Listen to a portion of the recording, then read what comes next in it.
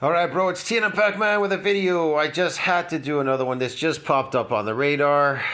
It's Jason Blaha Strength and Fitness when Alex Leonidas had everyone doing above the knee rack pulls, just like our good friend Jason Blaha has everybody lifting a heavy weight off the floor. Let's see the difference. Hey everybody, it's Jason Blaha here, and I'm just sitting here drinking my morning coffee. Yes, sir. Looking sexy as hell.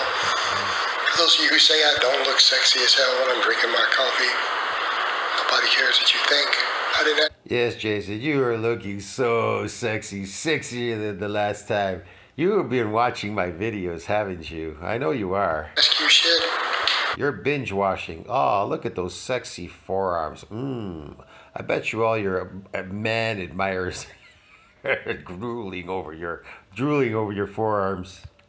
Yes, And that sexy dad body yours. You know, I was going to make this video and kind of discuss that people need to understand that when influencers tell you that there's some magic exercises that's the secret to what they're doing. Why are they an influencer? Because they have so many numbers? Oh, so once you get to a certain subscribe base, you're an influencer. Is that it? You're considered an influencer. Oh, I was getting up there, so you wanted to take away my channel. You're like, oh, he's becoming an influencer. He's gonna influence people to do it natural. We don't want that. We want to fake it. We want to fake it. Yes, keep them weak and lifting a heavy weight. Okay. As if they've discovered something new. God forbid if anybody got healthy and strong, right, Jason? Oh, shit, man. They gotta stay weak and small, lift a heavy weight, lifting hell. Oh, and pretend they're building muscles, inflammatory response, inflammatory muscles, chronically lifting. They usually haven't won anything. And then they thought they got stronger. They're like, look, I got a little bigger, Mom. I think I got stronger because my lifts went up. Huh. It's ridiculous. But it kind of reminded me, you guys remember, let's discuss the above the knee rack pull. Because this is part of the problem with this platform, is that people are so easily swayed by popular figures who put out something that's trendy that it causes enormous amounts of harm. And you know, and that's the thing. That is one of my biggest issues always with Alex, is that he never apologized for the above the knee rack pull. That was What's so harmful about the above the knee rack pull? Well, it's because you can pull in the opposite direction, flexing. You can pull a lot more weight. That's all it is, which causes more compression on your back. That's why Alex hurt his back. That's why he's not doing any heavy lifts anymore. He hurt his back. He even started using a belt for a while there after that. So he hurt his back to the point where he got scared that he could be paralyzed or, I guess, worse, die or something. I don't know. Yeah, he doesn't want that, not at his age. But once he's injured it already that badly, it'll catch up with him when he gets older because things start to dismantle when you get to a certain age because of cellular damage. They start dismantling. I told this before. Before you reach the age of 25, if you broke a bone, notice how it heals in about 6 to 7 weeks. But if you break a bone after 25, it takes 7 to 8 months to heal. Why is that exactly? Why does it take so long to heal? probably his worst contribution to humanity that damaged countless amounts of barbells and racks in people's gyms. Well, that's not so bad. Not as I wouldn't consider that as bad as him causing people to injure their spines doing that, because I had a friend going to the gym and he was doing these stupid Alex Leonidas lifts and he hurt his back. And I don't even know what happened to him. I haven't seen him now. It's been a few years has passed. I don't know what happened to him. I hope he's all right. Maybe he's discovered my channel. He's never contacted me, so I don't know. Maybe he never knew I had a channel. Who knows, man? But I know that he hurt his back pretty bad, and I'm sure it will catch up with him in the future. Definitely. All of you. I knew a gym owner who, because of him, got bars damaged. He cost them hundreds of dollars. hundreds of dollars in damage to their gym equipment because he promoted that nonsense, and he never apologized for it. People got hurt because of it. People made no gains because of it. And the guy never came out and said, "Oh, hey, that was really silly. I was still a kid. I was learning. I apologize for that." No, because he made a lot of money doing it. He put it in his ebooks and stuff, made money. Okay? He can't afford to do that. That kind of highlights the problem. That is a textbook example of someone giving ridiculously bad advice, harmful advice. He was young. He didn't know what he was doing. He was building a channel. People make mistakes, but nobody put a gun to anybody's head and told them that you have to do these rack pulls. He was simply entertaining all you with rack pulls because he was at that age. He was, suffering from like all the Manlet syndrome. I'm a little man, so I have to prove that I'm a little strong man. The Manlet syndrome. That's they call that the Napoleon syndrome. That was Napoleon's problem too. He had to show the world that he was a tough guy because he was a little man. They have a syndrome. These little people. They have to show the world. Nobody really cares, anyways. At the end of the day. But everyone says, "Oh, this is the magic exercise, and I will have massive traps if I do this." The guy. He didn't get any massive traps or anything from that. No exercise, no piece of metal could build a trap. Not even doing it the way he was doing it. Didn't build any traps. He didn't build shit doing those heavy rack pulls. If a heavyweight could build a muscle with those heavy rack pulls, then why isn't he massively big? Traps weren't any bigger than anyone else's size. Like they were the same size. Because weights don't build muscles. They don't build muscles. It's ridiculous. I mean, even Jason Blaha must see that. He just said that his traps weren't any bigger than anybody else's. There you go. And that doesn't mean they were small. You have big traps, right? But they weren't big. Nah, he didn't have big traps, man. Bigger than other people. I mean, he did collab work back then with Omar. Traps were the same size.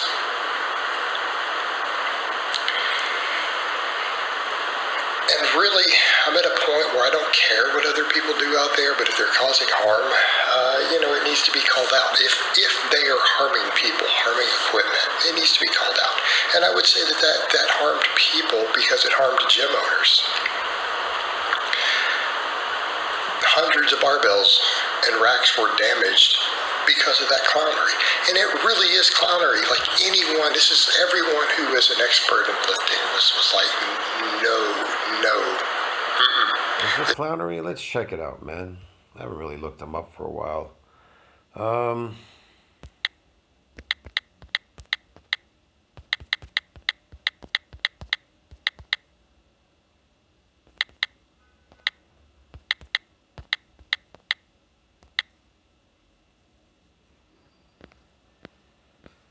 See if we can find any knee rack pulls. Rack pull overloading. I think that was the one, wasn't it? They had this compilation of him. It was crazy. What's going on, guys? Today I want to teach you how to make the rack pull. So it's 130. You will never lift as much as you could be if you're doing mixed grip or double overhand, or even hook for that matter. Rack pulls above the... Wow, think about that. That was only 6 years ago? That's crazy. I started doing my YouTube channel in 2018. A lot of ridiculous stuff that he was doing. I don't know. It's crazy shit. I don't know if I can find any of them. The magic of rack pull soreness. Okay. Yeah, you're causing some injuries definitely there. Card stuck in the back. Oh my. You can get an apoptosis if protein synthesis doesn't exceed that. Oh my God. Oh my God. In this video, I want to talk about abs are so sore, it is absolutely mind-boggling. Yeah, they're so sore because you got an adaptation. So you got these micro injuries in your traps. Okay, how do you build them now? Now that you got them in there, what do? Walk around all day. They're going to magically build themselves, right, Alex? And the thing is, I was only lifting 765 pounds. My 1 rep max I would not get sore. Yeah, you were able to get some damage in there. Okay, soreness. This whole trap thing, he's so small, shoulder to head ratio. He's so small. Doesn't have wide shoulders. Hands down, it is the way to strength. You know, we've seen it time and time again. Yeah, you got some soreness. You got some apoptosis. Look, this video is like over 6-7 years ago. He still looks the same today if you look at him. His body really hasn't changed that much. Look at him with the rack pulls, crazy trap gains. 7 years ago, proof. What's going on, guys? Today I want to give you proof. I love this proof that high rack pulls equals crazy trap gains. No, they don't. They don't. They get you damage, micro injuries in the traps. But food has got to grow them. And you could get an apoptosis and they'll shrink. That the rack pull above the knee is one of the best trap builds. He may have actually shrunk his traps because they look small now when I see him. He just is leaner, but he looks small. Of all time. So I hope you enjoy this. Understand, and this is why I'm such a huge advocate of rack pulls above the knee. This is the ridiculous. And see what it does to you the next day. I don't want to brag here, right? But when I did a 1,000-pound rack. There it is. He calls it the 1,000-pound rack pull. 1, 2, 3, 4, 5, 6, 7, 8, 9, 10. He's got 10 plus the bar, 55 pounds. He's going to call it the 1,000-pound rack pull. Oh, he's got a smaller weight there to make up the 1,000 pounds. Okay. These things are all bent on here. The bar's bent. All right. So you get disc compression, real heavy disc compression in your back. Remember, you're an animal that's upright, so a lot of compression on the back. You're causing minute cracks in your cartilage, in your spinal cord. This will come back to bite you in the future. It can cripple you. You're not making yourself stronger here. That's why I say there's no health benefits in exercise. You're actually weakening yourself, weakening the integrity of your body. Think about it. Again, I talked about this before. Here's a bridge, a weak, small bridge, and it can take only 1,000 pounds, right? Okay, and it starts getting, the integrity of it starts breaking down. There's minute cracks all over the bridge. What do? A crew comes and they reinforce it with metal, so now it can take more weight because there were too many trucks going over the bridge that weighed more than 1,000 pounds. How much pressure can your spine take before it gives? Think about that. How much pressure can it take from all this weight before the spine can give, where you get these structural cracks in the spinal cord? Think about that carefully. And remember, the cartilage is not repairable. It's not repairable, man. I'm telling you. Okay, let's just take a look at this. Well, my traps had the most pain I've ever experienced in my entire life. Worse than any farmer walk, worse than any shrug. He wasn't doing very much there. He just kind of pulled it up and was holding it, and then he let it down. He's comparing it to a farmer walk. Why? Because they stretch. The traps are stabilizers. That's what they do. Just simply pulling down on them has them grow. So that's all the proof that simply pulling down on them has them grow. They don't. They don't grow from pulling down on them. You got an inflammatory response. Look at guys. Like I said, I don't need a single study. Alex got an inflammatory response doing that, holding it there and pulling it. And he misconstrues that as he got growth. He never grew. Look at his videos today and before, measure them. He never grew. They never grew. I'm telling you. And he never exceeded that breakdown in protein to make them grow. So he got an apoptosis there. Or maybe just a turnover. I can't say, or a repair. Who the hell knows? But he definitely didn't grow them. And he did grow them through hypertrophy. Artificial. He got an inflammation. Inflammatory response. That's about it. So start doing those rack pulls above the knee. If you're super sore the next day, if you start feeling that contraction in the chest, then you'll know that I'm not a bullshitter. So okay, so once you got that so-called soreness the next day, whatever, what did you do to grow the traps, though? He tries to convince you, again, these people, they're all stupid. It's just ridiculous shit, bro. Let's watch Jason Blaha again. What's going on, guys? Today I want to... Gemma's my show dog. She's a canine athlete. I really wanted to feed a high-quality dog food when I found... No.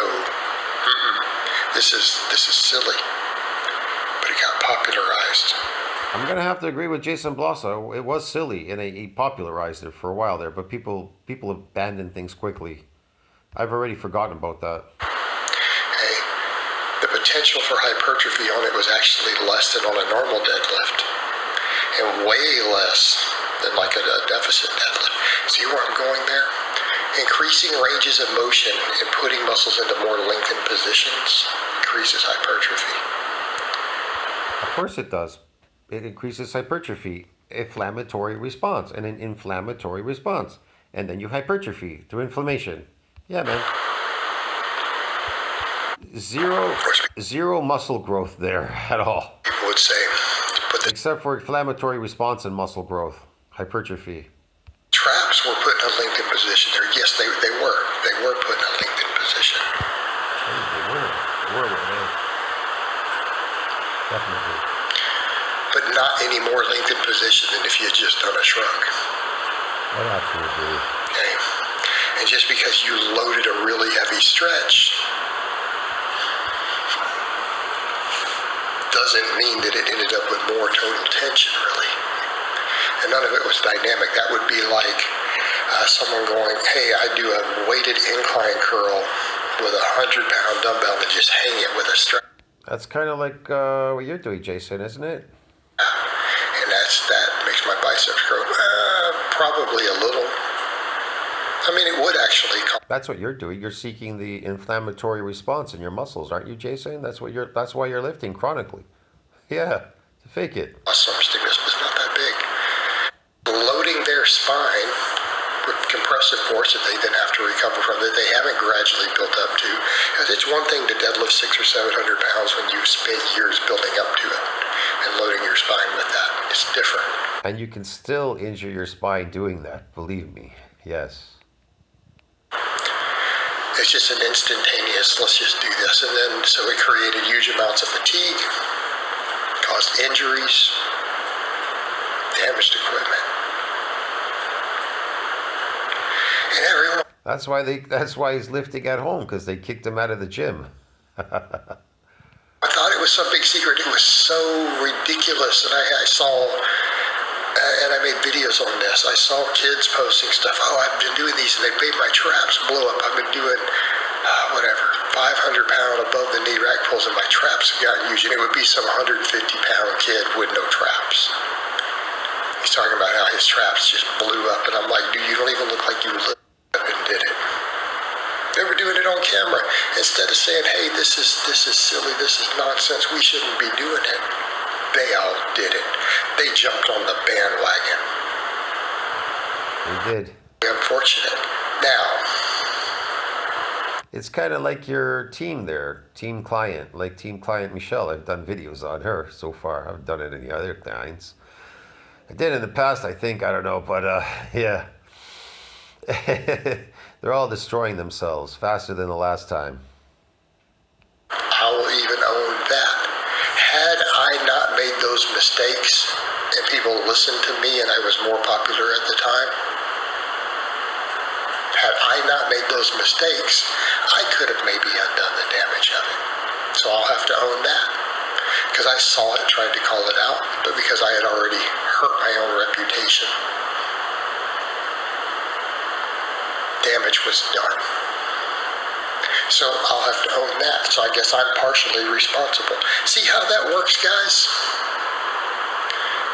If we're up here putting out advice and information and we do something that prevents us from being able to put out helpful advice because we're not taken seriously now.